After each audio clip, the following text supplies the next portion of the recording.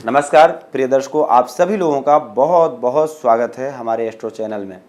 प्रिय दर्शकों, आज हम लोग चर्चा करेंगे नवंबर मास के राशिफल के बारे में, कैसा रहेगा सिंह राशि वालों के लिए, क्योंकि इस मंथ में कई बड़े ग्रहों का परिवर्तन भी है।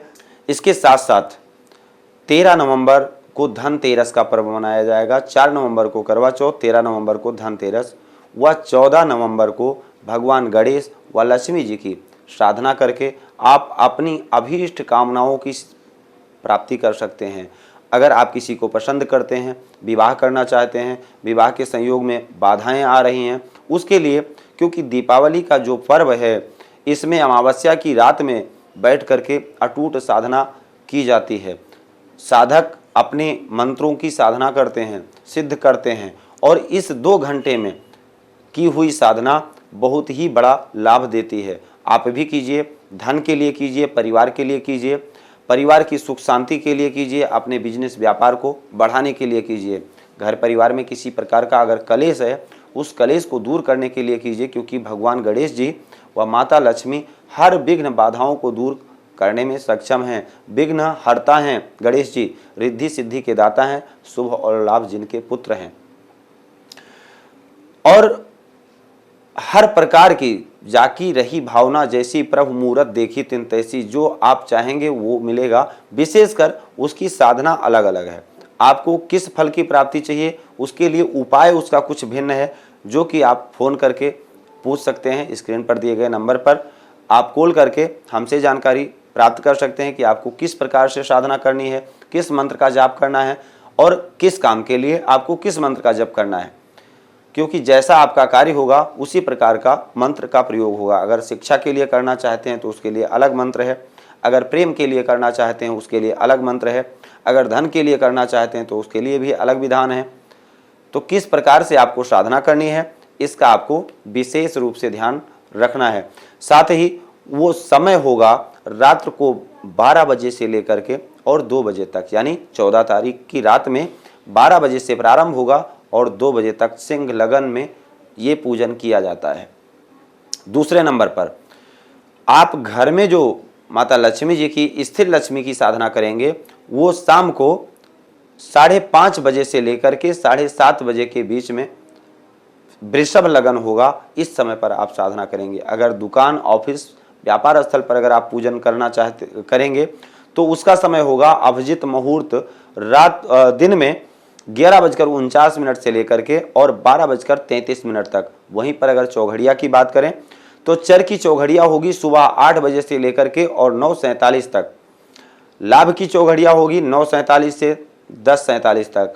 अमृत की चौघड़िया होगी 10:49 से 12:11 तक।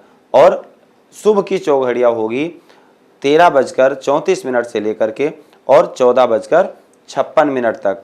ये दिन की चौघड़िया है। अगर आप दुकान पर पूजन करते हैं तो चर की चौघड़िया में अगर पूजन करेंगे तो आपके लिए शुभ होगा। साथ ही लाभ की चौघड़िया में भी पूजा आप कर सकते हैं, अच्छा है। ये चारों चौघड़िया अपने आप में ठीक है, लेकिन विशेषकर चर व लाभ में आपको अपने व्यापार स्थल पर पूजन करना चाहिए। वहीं अगर शाम की चौघड़िया की बात करें तो शाम की जो चौघड़िया है शुभ की, वो 17:41 से लेकर के 19:19 तक शुभ की चौघड़िया रहेगी। 19:19 से लेकर के 20:56 तक अमृत की चौघड़िया रहेगी और चर की चौघड़िया रहेगी 20:56 से 22:34 तक। तो इन विशेष मुहूर्तों का आपको ध्यान रखना है और पूजन करना है। तो ये रहा मुहूर्त। आगे बढ़ते हैं और बात करते हैं ग्रहों की स्थिति के बारे में। मंगल 14 नवंबर को मार्गी हो जाएंगे मीन राशि में।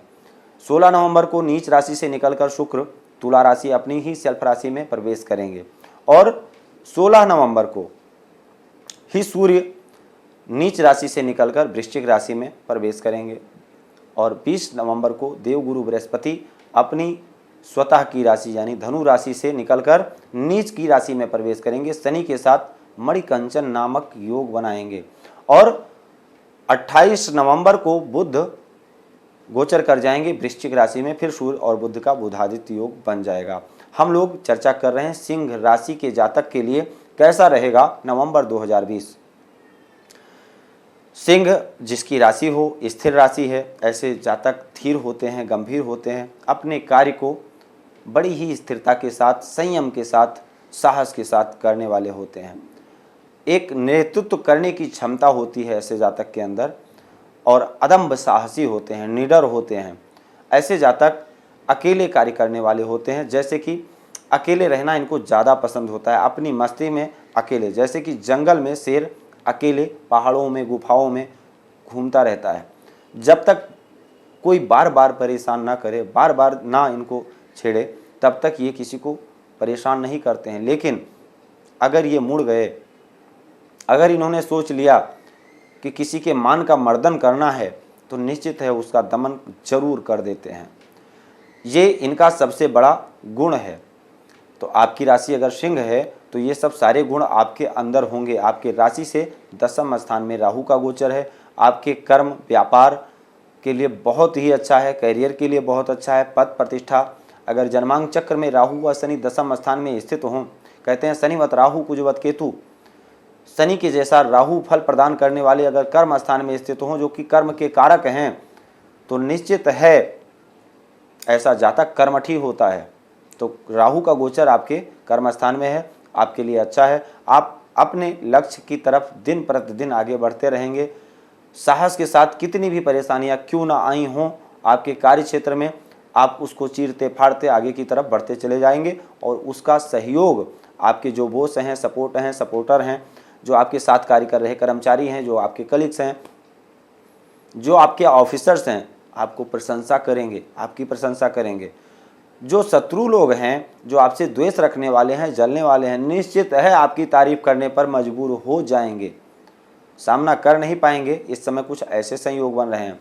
आपके भाग्य स्थान के स्वामी मंगल, जो कि अपने से 12वें गोचर कर रहे हैं 8वें स्थान में, इस समय लड़ाई झगड़ा करना आपके लिए हितकर नहीं होगा। स्वास्थ्य का विशेष रूप से ध्यान रखने की जरूरत है।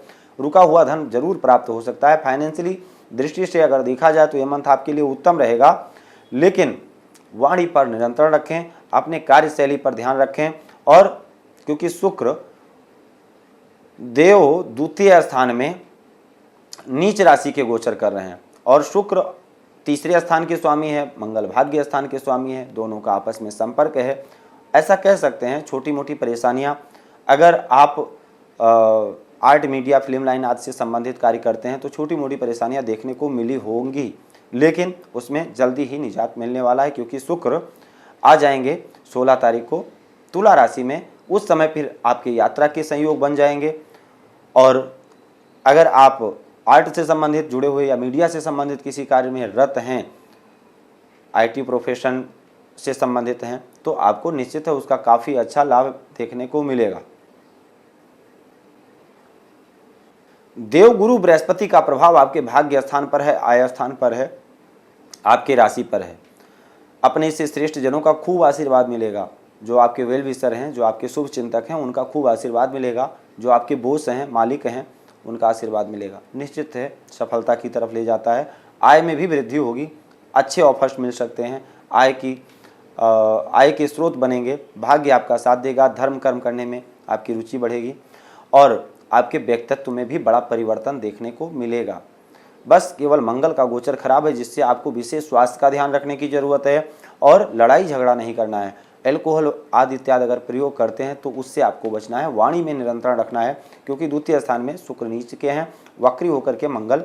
कहीं ऐसा शब्द किसी को ना बोल दें जो मंगल के मार्गी होने के बाद आपको पछताना पड़े कि हमने ऐसा बोला था। केतु चतुर्थ स्थान में है, माता के स्वास्थ्य का ध्यान रखने की जरूरत है।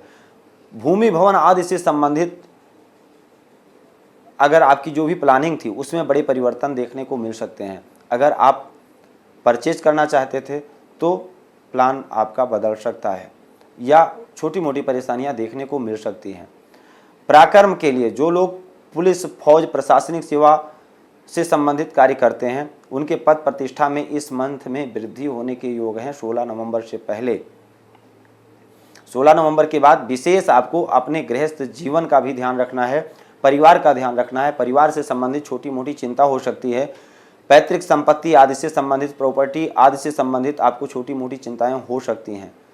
अगर गाड़ी वाहन आदि इत्यादि लेना चाहते हैं तो अच्छा, अगर आपकी दशाएं सपोर्ट कर रही हैं तो ही लीजिएगा।